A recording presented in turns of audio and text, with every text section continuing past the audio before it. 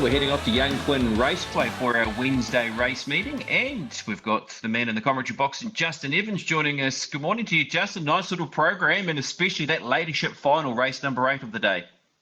Yeah, hey BP, excellent track to call out. Looking forward to getting there for the last time for the year, of course. And yeah, the Ladyship final, race number 8. A field of promising fillies, up-and-coming fillies. Most have only had 1 or 2 runs, but plenty of potential there. It's sort of hard sifting through. Number 4, Me Oh My Martini, I know is a filly they have a big rap on. She's 1 from 1, was very good at the trials before that. So, look, she's a real player. Number 1, Glorifilia.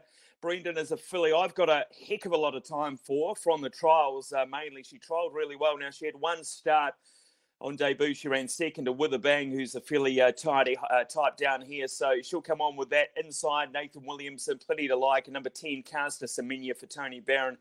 And also the driver, John Morrison. She's a nice enough filly. But look, plenty of form to sift through there. If you had to nail me down to one, maybe Me Oh My Martini, number 4. But like I say, Glorifilia is quite a nice filly off the inside. Yeah, Me Oh My Martini was an impressive winner last time out, the daughter of American Ideal, and that is the Ladyship final, race number 8 at 5:44. Well, Justin, are you liking a couple throughout the day that we can identify for punters?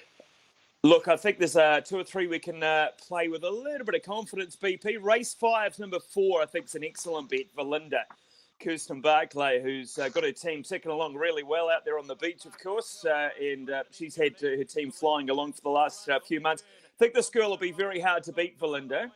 Look, she's no star, but she's more than capable of winning races. And to be fair, she has fallen into a very, very modest race, and by far and away the softest race she has ever been in, certainly since she's been with Kirsten Barclay. She's actually been okay behind some pretty tidy horses from time to time. She ran third first up this prep in a race with the second and fourth horses both won. No chance last start, and a really hot maiden from a bad draw. Good draw. Kirsten Barclay's going really well.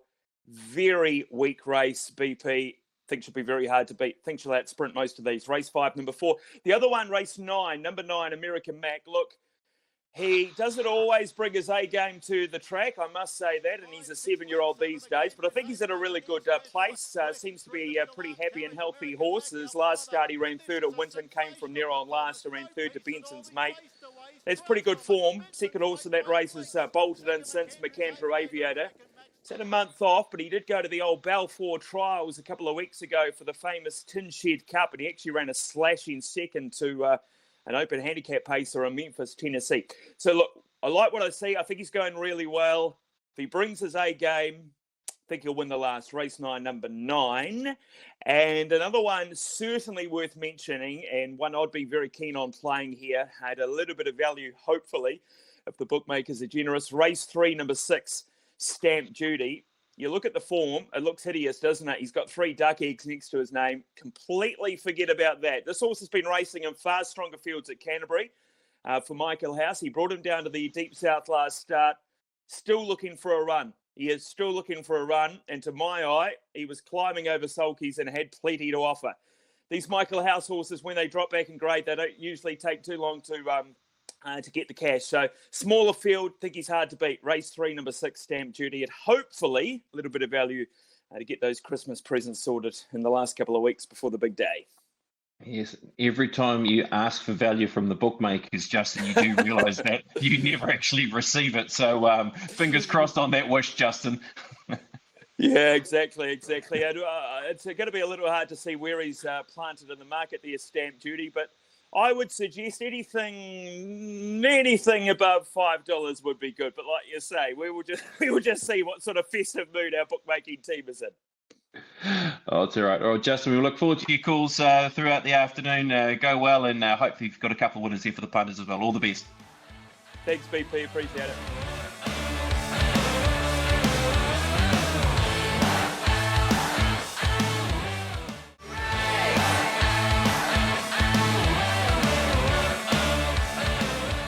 Time now to talk greyhounds with Philippa Morris. And Pip, a very good morning to you as we gear up for a big card of racing on the lower grade side of things out of Palmerston North.